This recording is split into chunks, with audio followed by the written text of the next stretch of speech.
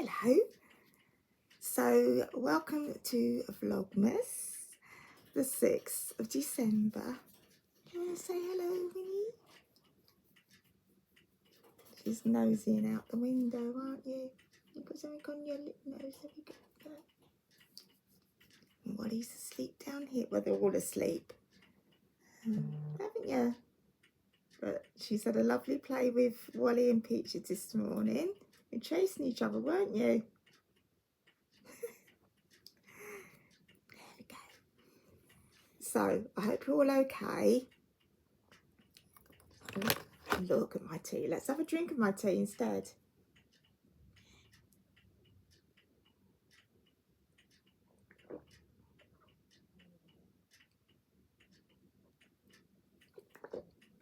Okay.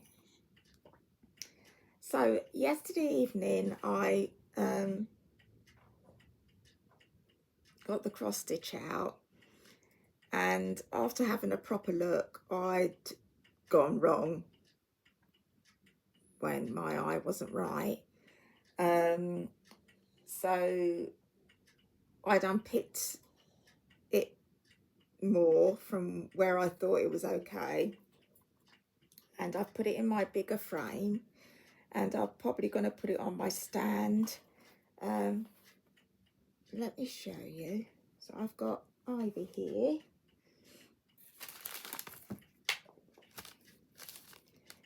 Okay, so this is Jack Frost Tree Farm Little House Needleworks. So, oh, sorry, Win. As you can see, I've unpicked it all there. There was the holly here. So that was wrong. I think I'd gone wrong by one stitch, but I just pulled it out. So I've started afresh again here. I need to wear my reading glasses, but I'm going to be back on track. And I think I'm going to do this in the daylight. And I just want to get back to where I was. So it won't take too long. But yeah. So that's that. Okay. So let's do Advent. So do this one first.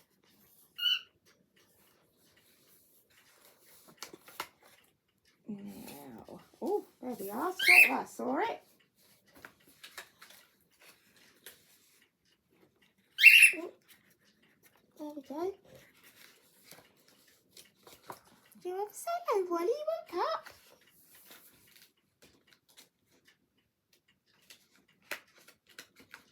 What have we got today? Ooh. Oh. Oh, you're right, Winnie. Are you right? Come on then. Let me just pick up Winnie. Oh, bless you. Come here. Did you want to come up? You want to come up?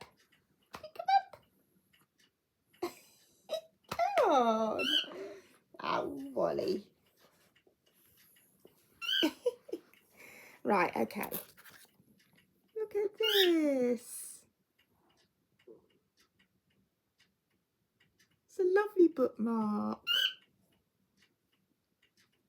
I love the colours. So there we go. It's a little bit of fluff there. That's really lovely. Okay, so let's put that back for now.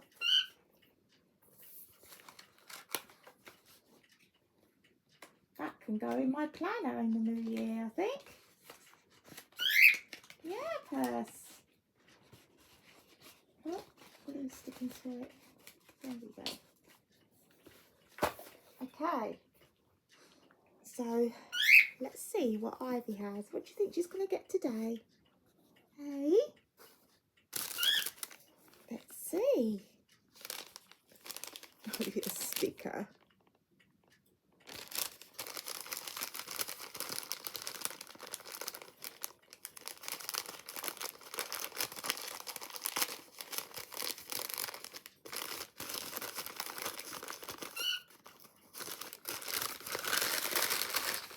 I'm looking for the paper. Here it is. Okay,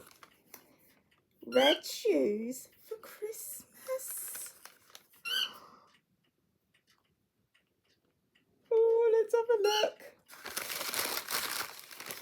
Oh, I just put a little peg. Oh, aren't they cute? Let's put them on her. Ivy, you can have nice warm paws now. Okay, let's see. Do this. Oh, they are cute. Can't beat a red shoe, can you? Oh, let's pop it in properly. Oh, you're going to be smart.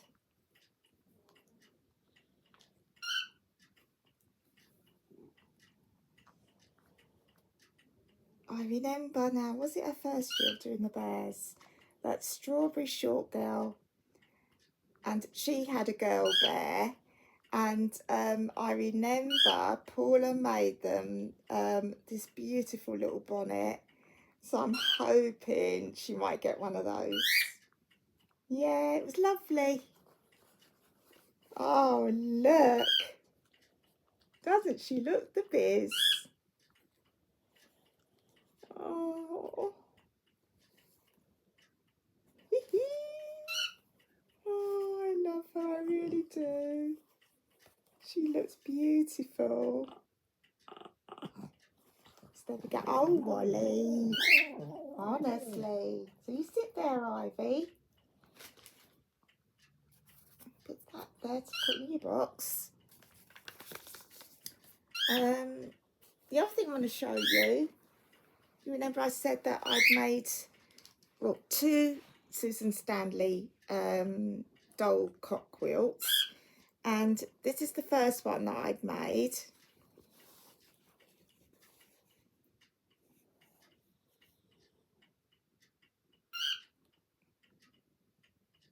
It was so lovely to do it. It really was.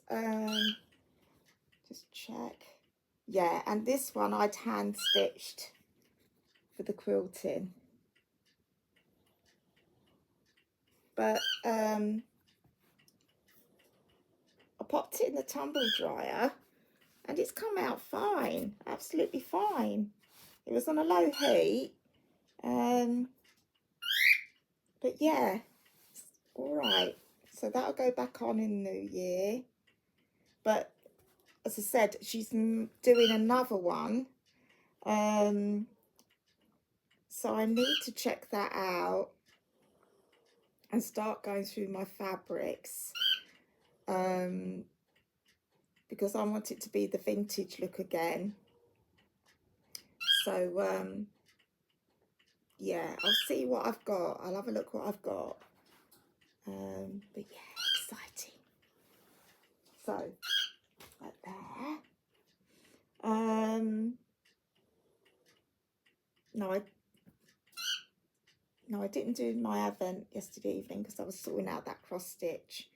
But today is getting the buttons on my joggers on, doing a little bit of cross stitch to get back to where I was, my advent, and I'd like to get some more spinning done. I'm just loving it. I'm really, really loving it. And it's thinking what I'm going to make, because I haven't knitted with my spinning yet. Yeah, I don't know what I can do. Is anyone else that spins out there what you make with your spun yarn? Because you can give me some ideas, or let me know where I can look for something. That'd be really helpful. So yeah, please let me know if you know, or if you do it yourself. That'd be great. Now Abby, Simon and the little girlies will be, well, and my ex will be on the plane now. It's an 8-hour flight, and I'm sure they said when they've arrived and once they're settled, they're going to go to Target. I'd be shattered. But that's their plan. I'd be so excited. So excited. Yeah. So I know they're going to have a lovely, lovely time. I remember when the girls we're talking 8, 9, that was one of our dreams, to take them to Disney Florida, and it never happened. But she's getting it now with the little girlies. So yeah, they're gonna, oh, it's just gonna be wonderful for them. Yeah, they're gonna make happy memories. Okay, so that's it till later, and I can let you know what I've actually managed to do today, and the Christmas Carol. So I'll see you later. Hello. It's because I said hello and he's like, what? And she's snuggled on my dressing gown. I've got Wally snuggled down here. Fast asleep. Eddie's asleep. Peaches, I don't know if you can see, look, there she is, just there. And pussycats are up on my bed. Bunnies have been out and they're back in now. But yeah, temperature's dropping a little bit out there. And I went to put the chickens away, and yeah, a little bit of chill in the air. Right, so I got happy post that I got myself. I went on to Bird and Blend, and obviously they do those lovely advents. I didn't get one, but I've seen a few of the vloggers, and it looks really nice. And you know, I like tea and fruit tea, so I went and had a look, and they had this. What? Mulled cider. So I thought, oh, do you know what? I'm going to give that a try. It's 15 tea bags in there. You could get it loose. I have got the pot with the infuser in it. I'm going to give it a try and see. And yeah, if I like it, then I shall get the loose. But it says the ingredients: apple pieces, ginger, rose hip, hibiscus, cinnamon, cloves, lemon peel, natural flavouring. Anyway, it came in a little box, and oh, now I think something's fallen down. Let me have a look. Hold on. So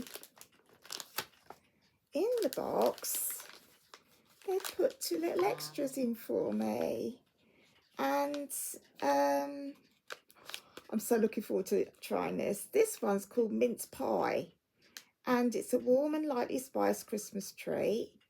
The ingredients: Sri Lankan black tea, cinnamon, orange peel, cornflowers, natural flavouring.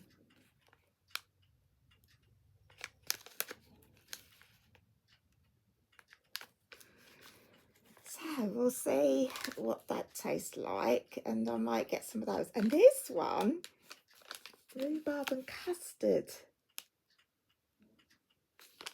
and rhubarb pieces, calendula, sorry if I spell that wrong, petals, vanilla pieces, flavouring.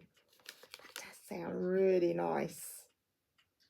So I just thought that was so nice that they put 2 extra in. And then I got this. Season's greetings. Isn't that cute? And a little puzzle thing at the back. I think I'm going to put that in my planner when I start in the new year, you know. I just love that. And it's blank inside. But yeah, it's really cute. Oh, and then a little catalogue.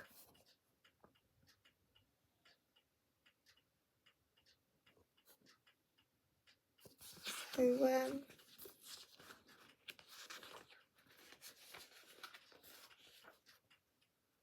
just gonna have a little look through of that a bit later.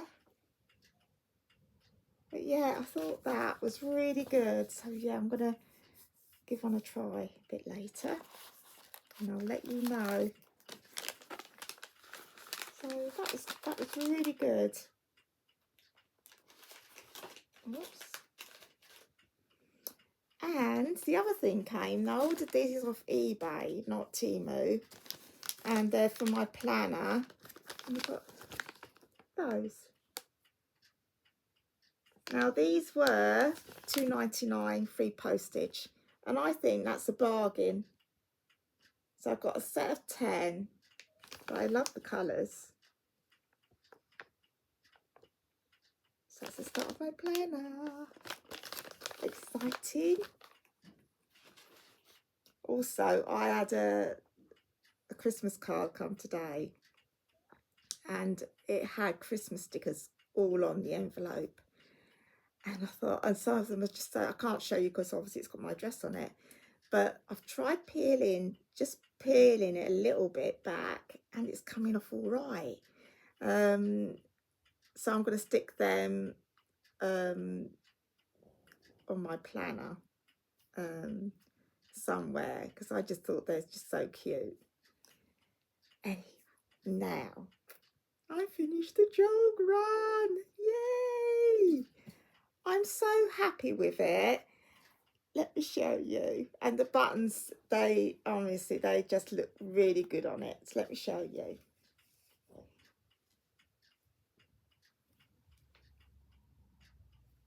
Isn't that? They just go so well. And like I said, I won't use them all because I didn't want it to look overboard. But I think that is just right. And the neck stands up. And I tried it on. I took a photo, which I'll put here to show you.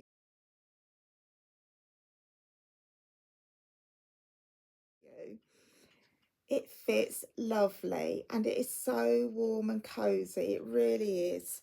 I said yesterday about not using paint box yarns again.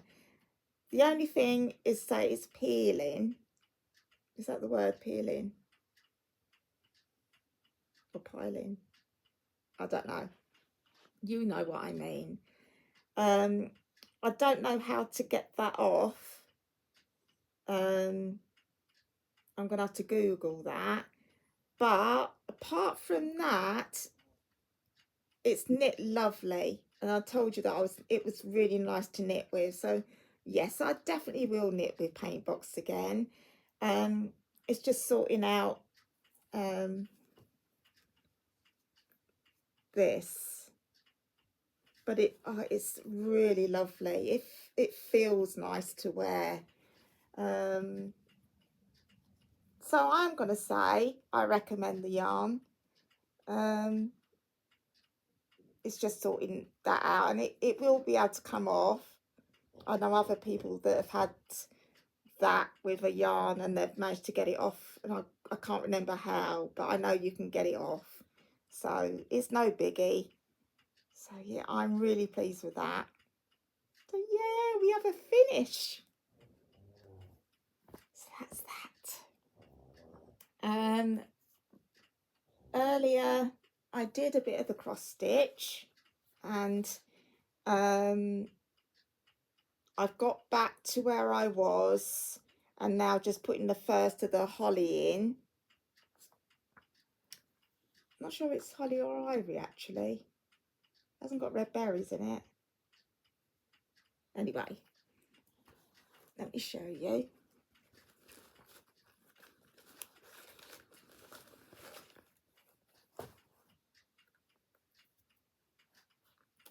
This is the one I'm working on. It's a Jack Frost Tree Farm. I've put it in a bigger embroidery frame. This is the Nurge.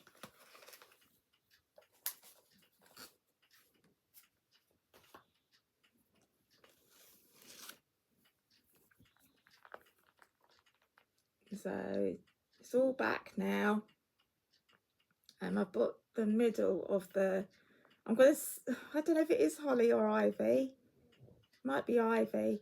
Anyway, so the light green's in there now.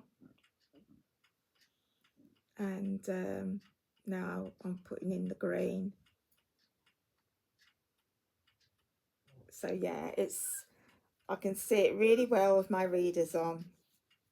But I found it easier in the daylight. I mean, this light does change to a daylight. But for now, I just want to work in the daylight with it to get a bit more done. Last year, I managed to complete one of these, but because of all the eye thing, it's not going to happen. But they are lovely to do. They really are. So I'm happy now. I've got to where I have. Now, where did I put? Oh, there it is. So and it's better in the bigger frame as well. So yeah, happy about that. That's 2 positives today. My jumper and this.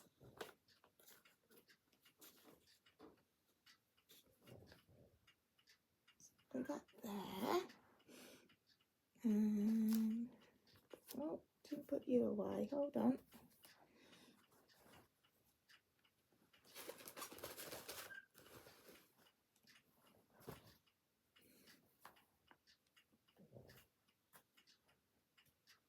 Oh yeah, and you know, I had that gift yesterday, the heart decoration with my name on.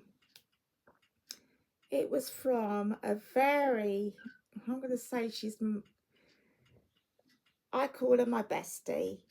I used to work with her many years ago, and we never lost touch. She's the only one that kept in touch with me, and she lives about half an hour away with me, but she is a really lovely friend, and very supportive. Even though we don't see each other, we talk, you know, we do messaging, but we are there for each other. And it was her that sent it, so it was just so lovely of her, really lovely of her. So I know, I'm glad I know now who sent it, so I could thank them properly.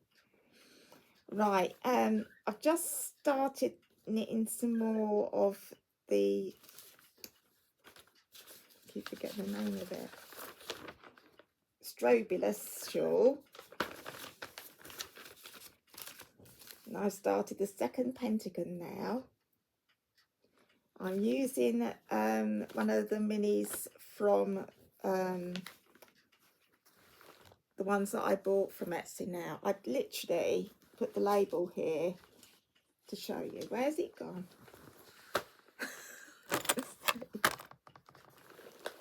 There it is.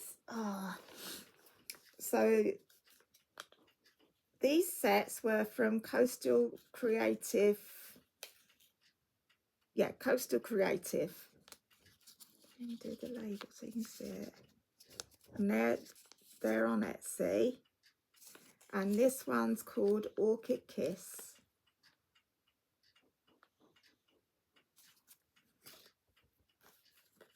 And here we go. So you can see that I'm coming out. But I think that's really working well with this colour, isn't it? Yeah, I really like it. And the colour next to that, I did leave out, was this one. So, yeah, really happy with it. So I'm just glad now the gel grun's complete, and I can, I say socks I do upstairs, so I can concentrate on knitting this, which I'm really happy about. So yeah, I'll leave that on my lap because I'm going to be doing some more of that. I've warmed up a mulled wine. This is quite a few years old, this one. I always buy the seconds. I've never found any problem with them. I'm going to see what's for sale in the new year, and I want to get another little Christmas mug. I'm going to go for the smaller size. I've got a few smaller size, but I do love this. I do love robins. So pretty, isn't it? Let's have a little drink.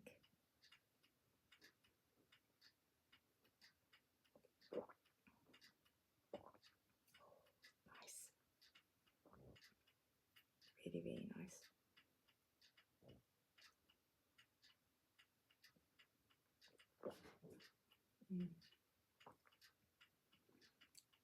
Lovely. Okay, so let's do the Christmas Carol.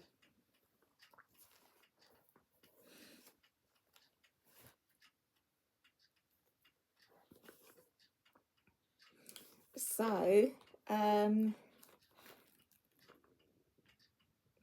Spirit of the Past has gone now, and he's back in his room. So let's go on. So, oh, it's another little illustration laden with Christmas toys and presents. Now, this is the one that what would have been his wife Belle, who married a gentleman. She had lots of children. That's the illustration. Isn't that gorgeous? Oh, look at the dresses. Really pretty. Oh, we've got another one, but I'll show you that because it's part of this story, so I'll come back to it. So, the second of the three spirits.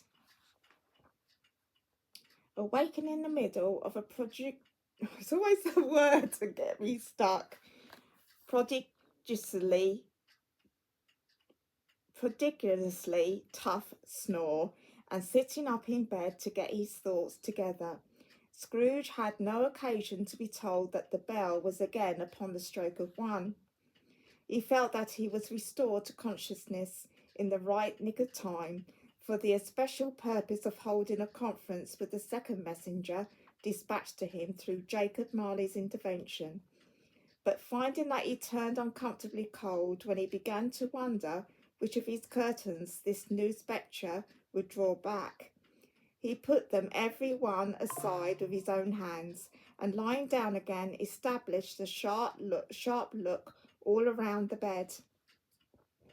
For he wished to challenge the spirit on the moment of its appearance. And it did not wish to be taken by surprise, and made nervous.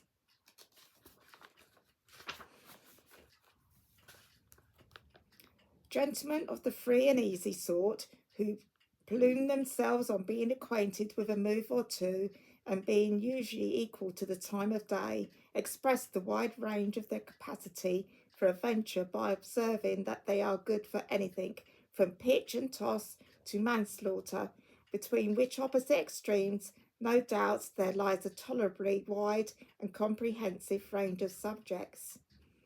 Without venturing for Scrooge quite as hardly as this, I don't mind calling on to you to believe that he was ready for a good broader field of strange appearances, and that nothing between a baby and a rhinoceros would have astonished him very much.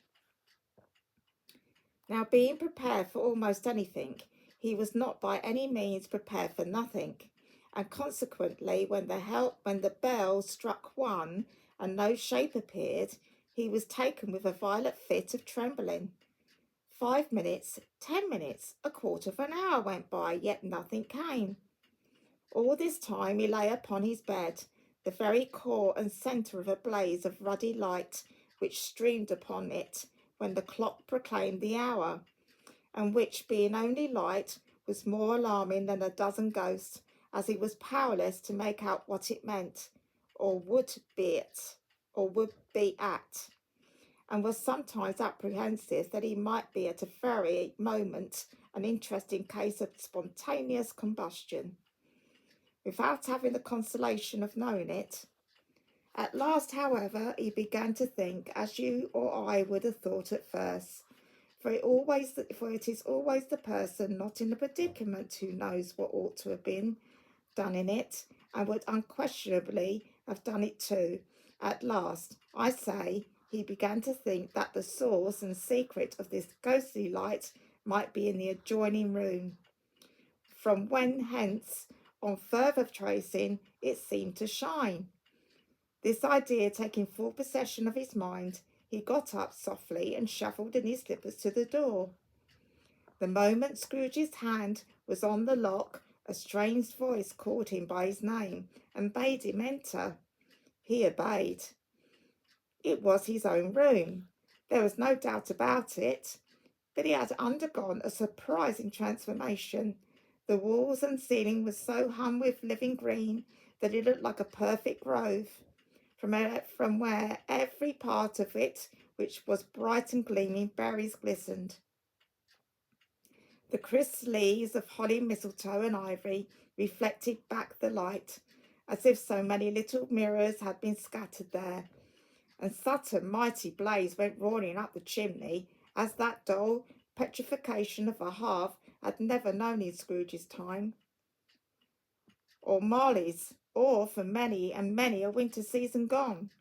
Heaped on the floor to form a kind of throne were turkeys, geese, game, poultry, brawn, great joints of meat, sucking pigs, long wreaths of sausages, mince pies, plum puddings, barrels of oysters, red-hot chestnuts, cherry-cheeked apples, juicy oranges, luscious pears, immense 12th cakes, and seething bowls of punch that made the chamber dim with their delicious steam.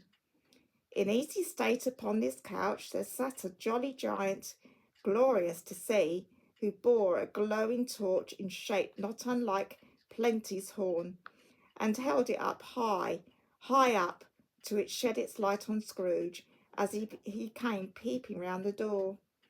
"Come in," exclaimed the ghost, "come in, and know me better, man." Scrooge entered timidly, and hung his head before the spirit. He was not the dogged Scrooge he had been, and though the spirit's eyes were clear and kind, he did not like to meet them. "I am the ghost of Christmas presents," said the spirit. "Look upon me." Scrooge reverently did so. It was clothed in one simple deep green robe or mantle bordered with white fur. This garment hung so loosely on the figure that its capacious breast was bare, as if disdaining to be warded or concealed by any artifice.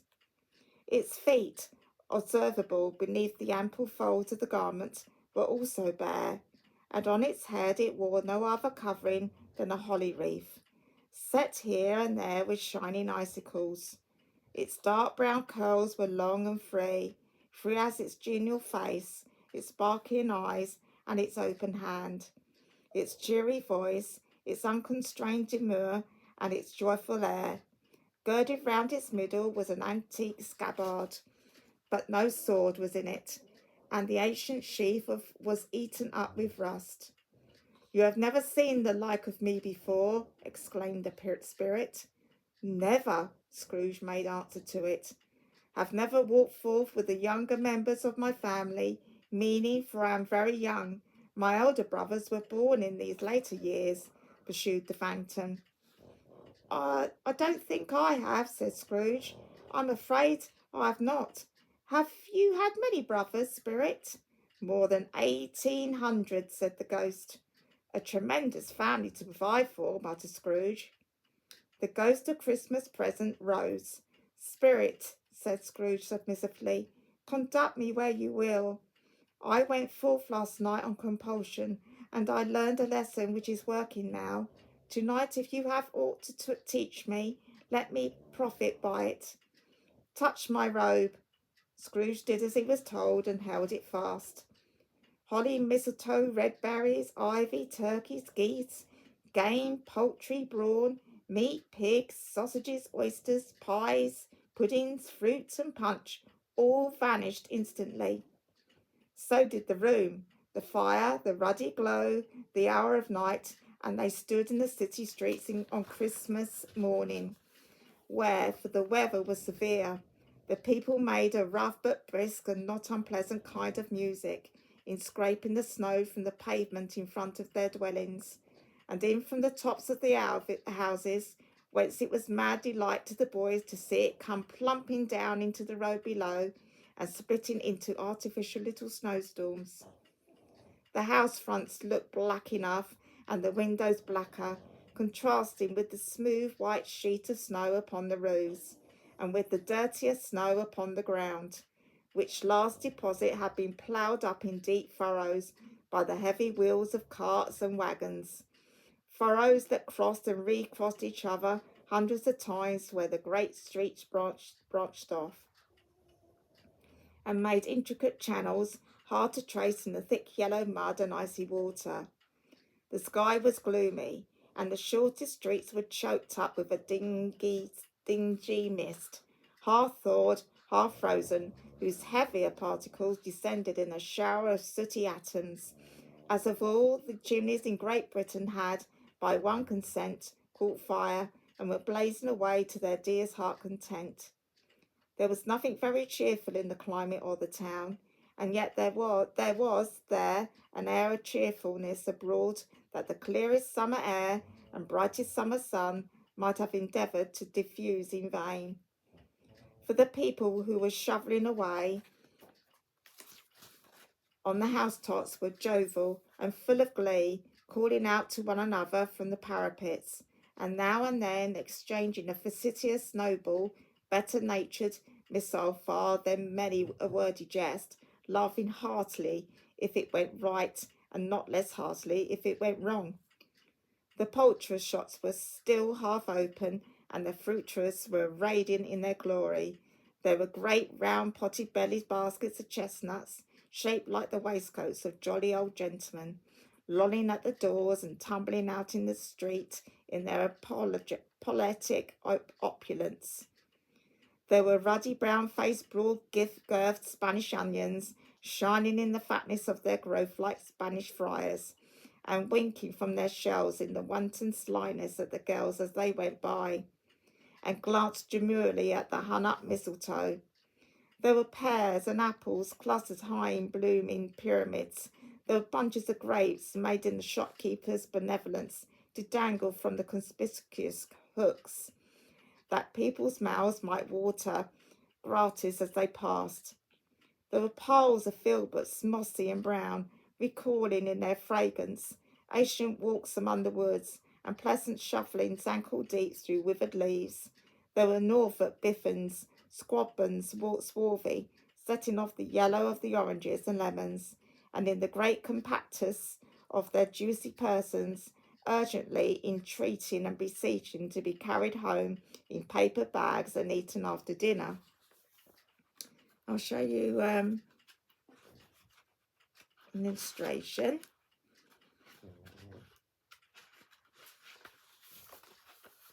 So that's when they were saying about the chimneys.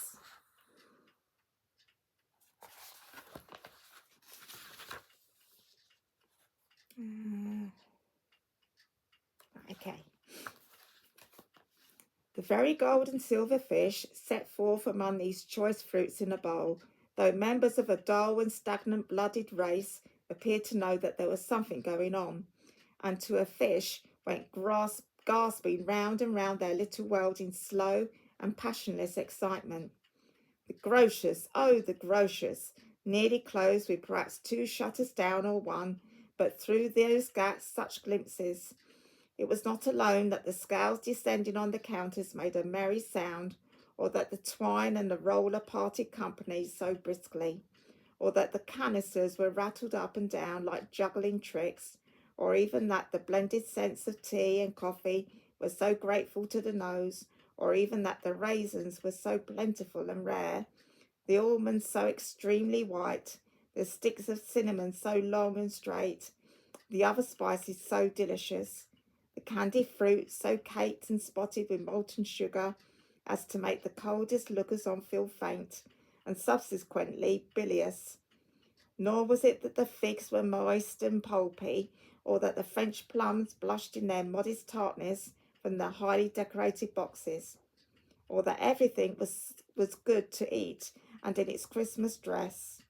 But the customers were all so hurried and so eager in the hopeful promise of the day that they tumbled up against each other at the door, crushing their wicker baskets wildly, and left their purchases upon the counter, and came running back to fetch them, and committed hundreds of the light muscat steaks in the best humour possible, while the grocer and his people were so frank and fresh that the polished hearts with which they fastened their aprons behind might have been their own, worn outside for general inspection and for Christmas doors to pick up as if they chose.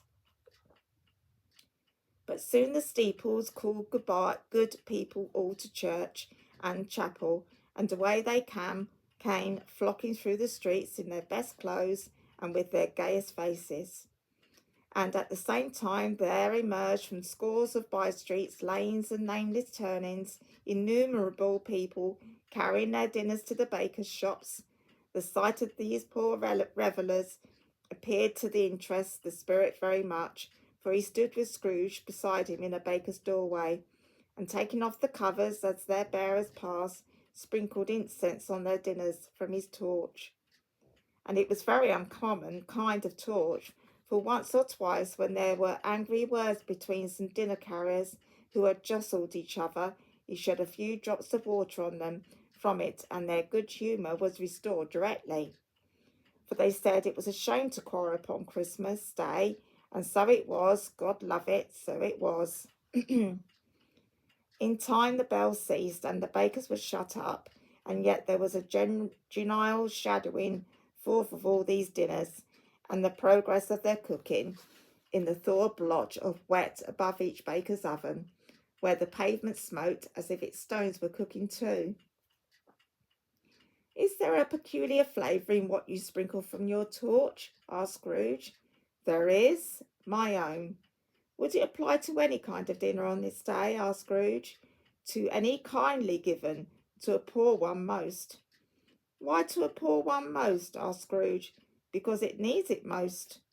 "Spirit," said Scrooge, after a moment's thought, "I wonder you, of all the beings in many worlds about us, should desire to cramp these people's opportunities of innocent enjoyment."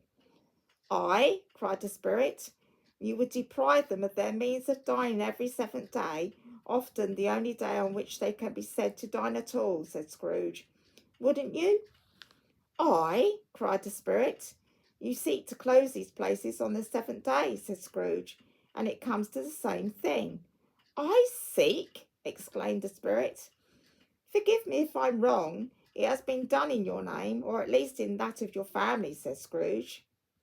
There are some upon this earth of yours," returned the spirit, "who lay claim to know us, and who their deeds of passion, pride, ill will, hatred, envy, bigotry, and selfishness in our name, who are as strange to us and all our kith and kin as if they had never lived. Remember that, and charge their doings on themselves, not us." Scrooge promised that he would, and they went on, invisible as they had been before, into the suburbs of the town. It was a remarkable quality of the ghost, which Scrooge had observed at the baker's, that notwithstanding his gigantic size, he could accommodate himself to any place with case, and that he stood beneath a low roof quite as gracefully and like a supernatural creature as it was possible he could have done in any lofty hall. And perhaps it was the pleasure the good spirit had in showing off this power of his, or else it was his own kind, generous, hearty nature, and his sympathy with all poor men, that led him straight to Scrooge's clerk's. For there he went and took Scrooge with him, holding to his robe, and on the threshold of the door the spirit smiled, and stopped to bless Bob Cratchit's dwelling with the sprinklings of his torch. Think of that! Bob had but 15 bob a week himself. He pocketed on Saturdays but 15 copies of Christian Name, and yet the ghost of Christmas present blessed his 4-room house. Then rose Mrs. Cratchit, Cratchit's wife, dressed out but poorly in a twice-turned gown, but brave in ribbons, which are cheap and make a goodly show for a sixpence. She laid the cloth, assisted by Belinda Cratchit, second of her daughters, also in brave ribbons, while Master Peter Cratchit plunged a fork into the saucepan of potatoes, and getting the corners of his monstrous shirt collar, Bob's private property, conferred upon his son and heir in honour of the day, into his mouth, rejoiced to find himself so gallantly attired, and yearned to show his linen in the fashionable parts. And now 2 smaller Cratchits, boy and girl, came tearing in, screaming that outside the baker's they had smelt the goose, and known it for their own. And basking in luscious thoughts of sage and onion, these young Cratchits danced about the table and exalted Master Peter Cratchit to the skies, while he, not proud, although his collars nearly choked him, blew the fire until the slow potatoes, bubbling up, knocked loudly at the saucepan lid to be let out and peeled.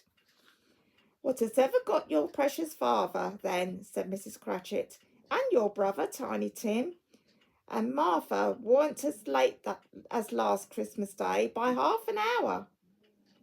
"Here's Martha, mother," said a girl, peering as she spoke. "Here's Martha, mother," cried the 2 young Cratchits. "Hurrah! There's such a goose, Martha. Why, bless your heart alive, my dear, how late you are," said Mrs. Cratchit, kissing her a dozen times, and taking off her shawl and bonnet for her official zeal, with an official zeal. "We'd a deal of work to finish up last night," replied the girl, "and had to clear away this morning, mother." "Well, never mind so long as you are come," said Mrs. Cratchit. "Sit ye down before the fire, my dear, and have a warm. Look, Lord bless ye." "No, no, there's father coming," cried the 2 young Cratchits, who were everywhere at once. "Hide, Martha, hide." So Martha hid herself, and in came little Bob, the father, with at least 3 feet of comforter, exclusive of the fringe, hanging down before him, and his threadbare clothes darned up and brushed to look seasonable, and Tiny Tim upon his shoulder. Alas, for Tiny Tim, he bore a little crutch, and had his limbs supported by an iron frame. "Why, where's our Martha?" cried Bob Cratchit, looking round. "Not coming," said Mrs. Cratchit. "Not coming," said Bob, with a sudden declension in his high spirits, for he had been Tim's blood horse all the way from church, and had come home rampant. "Not coming upon Christmas Day?" Martha didn't like to see him disappointed, if it were only in joke, so she came out prematurely from behind the closet door and ran into his arms, while the 2 young Cratchits hustled Tiny Tim and bore him off into the wash-house, that he might hear the pudding singing in the copper. "How did little Tim behave?" asked Mrs. Cratchit, when she had rallied Bob on his credulity,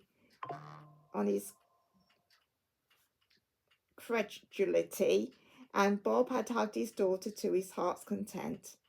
"As good as gold," said Bob, "and better. Somehow he gets thoughtful, sitting by himself so much, and thinks the strangest things you ever heard. He told me, coming home, that he hoped the people saw him in the church because he was a cripple, and it might be pleasant to them to remember upon Christmas Day who made lame beggars walk and blind men see." Bob's voice was tremulous when he told them this, and trembled more when he said that Tiny Tim was growing strong and hearty. His active little crutch was heard upon the floor, and back came Tiny Tim before another word was spoken, escorted by his brother and sister to his stall beside the fire. and while Bob, turning up his cuffs as if, poor fellow, they were capable of being made more shabby, compounded some hot mixture in a jug with gin and lemons, and stirred it round and round, and put it on the hob to simmer. Master Peter and the two ambiguous young Cratchits went to fetch the goose, with which they soon returned in hind procession. Such a bustle ensued, and that you might have thought a goose the rarest of all birds, a feathered phenomenon, to which a black swan was a matter of course, and in truth it was something very like it in that house. Mrs. Cratchit made the gravy ready beforehand in a little saucepan, hissing hot. Master Peter mashed the potatoes with incredible vigour. Miss Belinda sweetened up the apple sauce. Martha dusted the hot plates. Bob took Tiny Tim beside him in a tiny corner at the table. The two young Cratchits set chairs for everybody, not forgetting themselves, and mounting guard upon their posts, crammed spoons into their mouths, lest they should shriek for goose before their turn came to be helped. Just show you.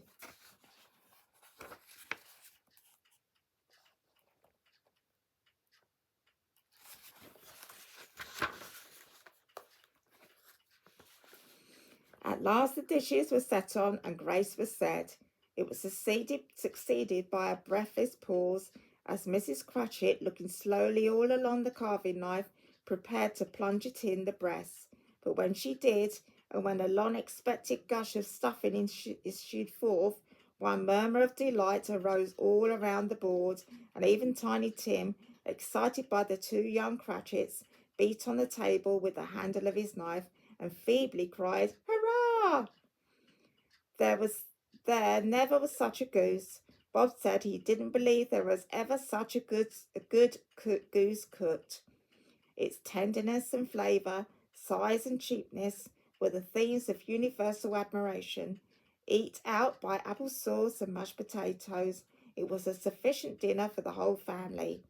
Indeed, as Mrs. Cratchit said with great delight, surveying one small atom of a bone upon the dish, that they hadn't ate all at last. No, that they hadn't ate it all at last. Yet everyone had had enough, and the youngest Cratchits in particular were steeped in sage and onion to the eyebrows. By now, the plates being changed by Miss Belinda, Mrs. Cratchit left the room alone, too nervous to bear witness to take the puddings up and bring it in. Suppose it should not be done enough? Suppose it should break in turning out? Suppose somebody should have got over the wall of the backyard and stolen it? Well, they were merry with the goose, a supposition at which the two young Cratchits became livid. All sorts of horrors were supposed. Hello! A great deal of steam. The pudding was out of the copper. A smell like a washing day, that was the cloth. A smell like eating house, and a pastry's cook next door to each other, with a laundress next door to that. That was the pudding. In half a minute Mrs. Cratchit entered, flushed but smiling proudly, with the pudding, like a speckled cannonball, so hard and firm, blazing in half a quartern of ignited brandy, and bedight with Christmas holly stuck into the top. "Oh, what a wonderful pudding," Bob Cratchit said, and calmly too, that he regarded it as the greatest success achieved by Mrs. Cratchit since their marriage.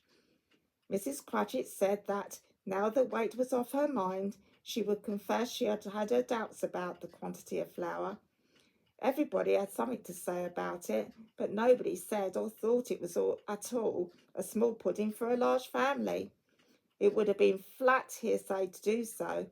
Eddie Cratchit would have blushed to hint at such a thing.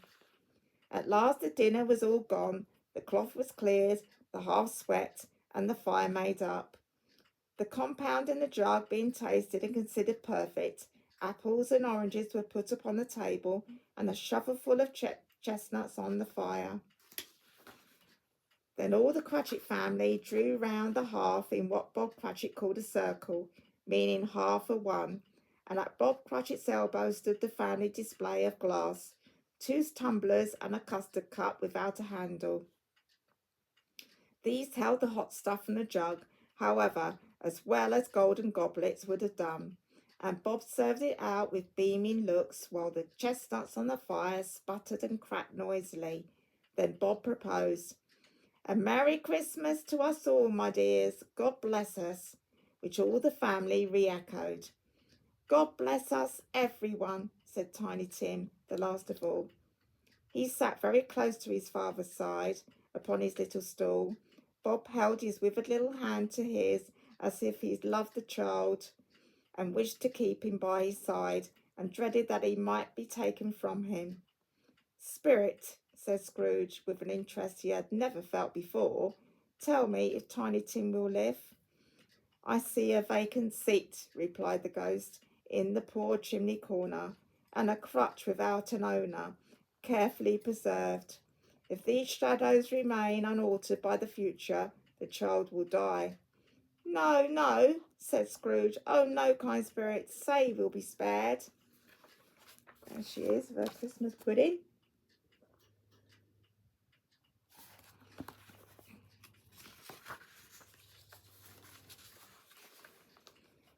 "If these shadows remain unaltered by the future, none other of my race," returned the ghost, "will find him there." "What then? If he be like to die, he had better do it and decrease the surplus population." Scrooge hung his head to hear his own words quoted by the spirit, and was overcome with penitence and grief. "Man," said the ghost, "if man you be in heart, not adamant, forbear that wicked can't until you have discovered what the surplus is, and where it is. Will you decide what men shall live, what men shall die? It may be that, in the sight of heaven, you are more worthless and less fit to live than millions like this poor man's child. O God, to hear the insect on the leaf pronouncing on the too much life among his hungry brothers in the dust." Scrooge bent before the ghost's rebuke, and, trembling, cast his eyes upon the ground, but he raised them speedily on hearing his own name. "Mr. Scrooge," said Bob, "I'll give you Mr. Scrooge, the founder of the feast." "The founder of the feast, indeed!" cried Mrs. Cratchit, reddening. "I wish I had him here. I'd give him a piece of my mind to feast upon, and I hope he'd have a good appetite for it." "My dear," said Bob, "the children, Christmas Day." "It should be Christmas Day, I'm sure," she said, "on which one drinks the health of such a odious, stingy, hard, unfeeling man as Mr. Scrooge. You know he is, Robert. Nobody knows it better than you do, poor fellow." "My dear," was Bob's mild answer, "Christmas Day." "I'll drink to his health for your sake and the day's," said Mrs. Cratchit, "not for his. Long life to him. A Merry Christmas and a Happy New Year. He'll be very merry and very happy, I have no doubt." The children drank the toast after her. It was the first of their proceedings which had no heartiness in it. Tiny Tim drank it last of all, but he didn't care twopence for it. Scrooge was the ogre of the family. The mention of his name cast a dark shadow on the party, which was not dispelled for full 5 minutes. After it had passed away, they were 10 times merrier than before, from the mere relief of Scrooge, the baleful being done with him. Bob Cratchit told them how he had a situation in his eye for Master Peter, which would bring in, if obtained, full 5 and 6pence weekly. The 2 young Cratchits laughed tremendously at the idea of Peter's being a man of business, and Peter himself looked thoughtfully at the fire from between his collars, as if he were deliberating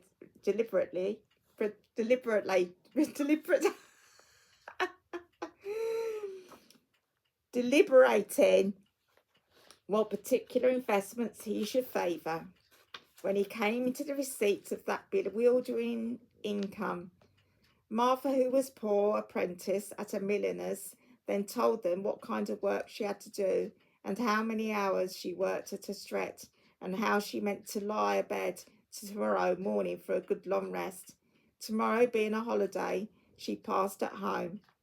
Also, how she had seen a countess and lord some days before, and how the lord was much about as tall as Peter, at which Peter pulled up his collar so high that you couldn't have seen his head if you had been there. All this time the chestnuts and jug went round and by they had a song about a lost child travelling in the snow from Tiny Tim, who had a plaintive little voice and sang it very well indeed. There was nothing of high mark in this. They were not a handsome family. They were not well dressed. Their shoes were far from being waterproof. Their clothes were scanty, and Peter might have known, and very likely did, the inside of a pawnbroker's. But they were very happy, grateful, pleased with one another, and contented with the time. And when they faded and looked happier yet in the bright sprinklings of the Spirit's torch at parting, Scrooge had his eye upon them, especially on Tiny Tim, until the last. By this time it was getting dark and snowing pretty heavily, and as Scrooge and the Spirit went along the streets, the brightness of the roaring fires in the kitchens, parlours, and all sorts of rooms was wonderful. Here the flickering blaze of the blaze showed preparations for a cosy dinner, with hot plates baking through and through before the fire, and deep red curtains ready to be drawn to shut out cold and darkness. There, all the children of the house were running out into the snow to meet their married sisters, brothers, cousins, uncles, aunts, and be the first to greet them. Here again were shadows on the window blinds of guests assembling, and there a group of handsome girls, all hooded and fur-booted, and all chattering at once, tripped lightly off to some near neighbour's house, where woe upon the single man who saw them enter, artful witches, well they knew it was, in a glow. But if you had judged from the numbers of people on their way to friendly gatherings, you might have thought that no one was at home to give them welcome when they got there. Instead of every house expecting company and piling up its fires half chimney high, blessings on it. How the ghost exulted, how it bared its breadth of breast and opened its capacious palm and floated on, outpouring with a generous hand its bright and harmless mirth on everything within its reach. The very lamplighter who ran on before, dotting the dusky street with specks of light, and who was dressed to spend the evening somewhere, laughed out loudly as the Spirit passed, though little kenned the lamplighter that he had any company but Christmas. And now, without a word of warning from the ghosts, they stood upon a bleak and desert moor, where monstrous masses of rude stone were cast about, as though it were burial place of giants, and water spread itself wherever so it listed, or would have done so but for the frost that held it prisoner, and nothing grew but moss and furze, and coarse rank grass. Down in the west the setting sun had left a streak of fiery red, which glared upon the desolation for an instant like a sullen eye, and frowning lower, lower, and lower, yet was lost in the thick gloom of darkest night. "What place is this?" asked Scrooge. "A place where miners live, who labour in the bowels of the earth," returned the Spirit. "But they know me. See!" A light shone from the window of a hut, and swiftly they advanced towards it. Passing through the wall of mud and stone, they found a cheerful company assembled round a glowing fire. An old man and woman with their children and their children's children, and another generation beyond that, all decked out gaily in their holiday attire. The old man, in a voice that seldom rose above the howling of the wind upon the barren waste, was singing them a Christmas song, and it had been a very old song when he was a boy, and from time to time they all joined in the chorus. So surely as they raised their voices, the old man got quite blithe and loud, and so surely as they stopped, his vigour sank again. Okay, I'm going to stop there. So we're on page 95.